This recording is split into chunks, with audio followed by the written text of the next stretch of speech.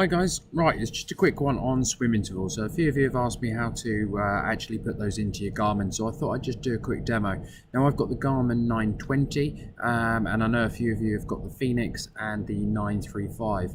They're going to be slightly different buttons, however they're going to be pretty much the same in the format. So if I was to literally load on to the swim workout, which I'm going to do right now, and press enter.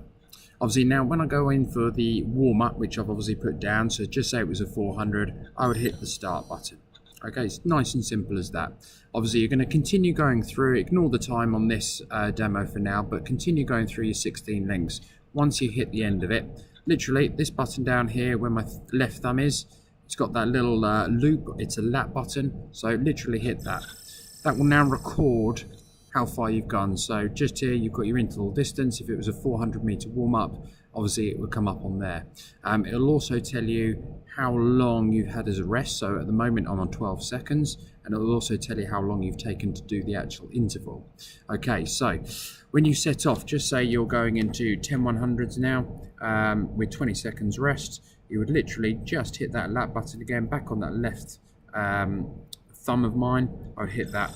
I'm now going into my interval, so I'll do my first 100 right now. Now again, ignore the time for now.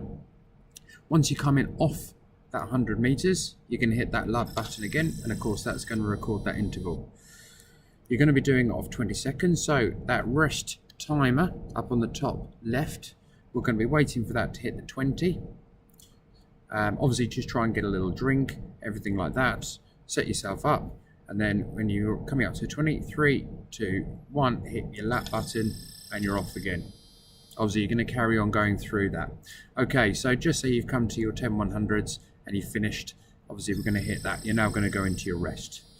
Now the other thing that people ask me about is obviously how to record drills. Now there's different buttons, like I say, for different Garmins, but if I was to scroll down, there's obviously different screens you can have on. You've got your drill log, and it pretty much is exactly the same as what you've been doing. So you'd hit your lap button.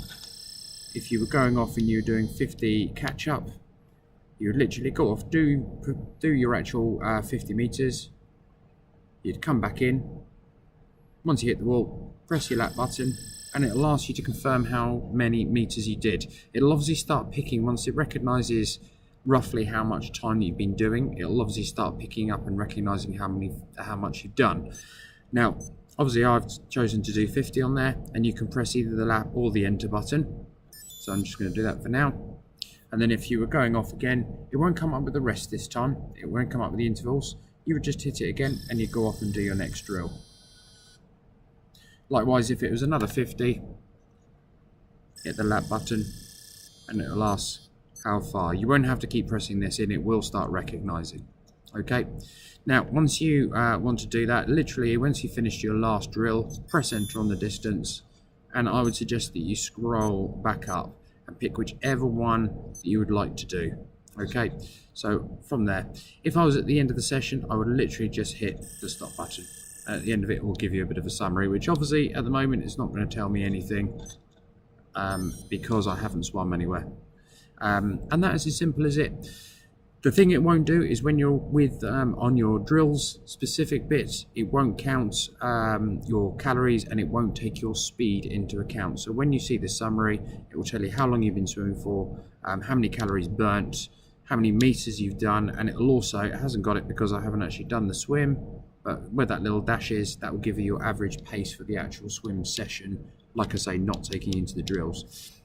It'll take 1 or 2 sessions just to get completely used to it. Watch this video once or twice. I know it goes on for a little bit, but like I say, it will become a habit, and it makes it really good from my point of view because I can read all the intervals. Okay guys, cheers, bye.